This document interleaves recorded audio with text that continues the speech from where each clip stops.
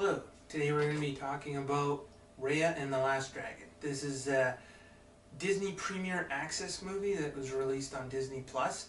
It's one of those movies where if you have Disney Plus, you still have to pay an extra amount to get this movie too. And I believe in about 3 or 4 months, then it becomes available on Disney Plus. But it's about $30 to buy this movie and watch it at home currently.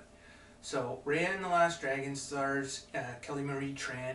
She does the voice of Raya, and what it's about is it's basically a different world where in the past people grew up with dragons, but then the dragons were used to fight against the drones, which basically turn people into stone. And both of those, the drones and the dragons, basically became extinct from that fight.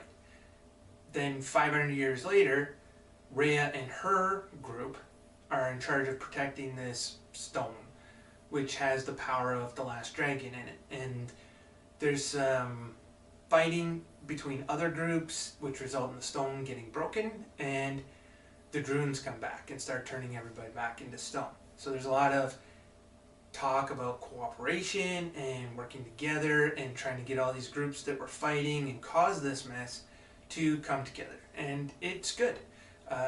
First of all, the animation is great.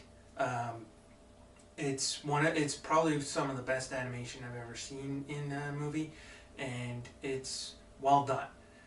The dragon design I wasn't in favor of. It looks more traditional, I guess, from older stories, but it doesn't really fit what most people see as what a dragon would look like. It just depends on what your opinion is, but the design seemed to fall a bit flat for me.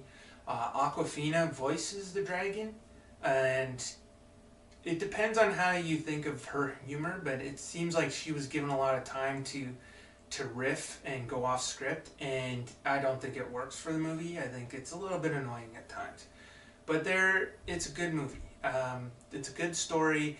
It's a bit predictable. You see the ending coming a mile away. As soon as the first 10-15 minutes are over, you know how the movie's going to end. But it's good. There's action. There's a good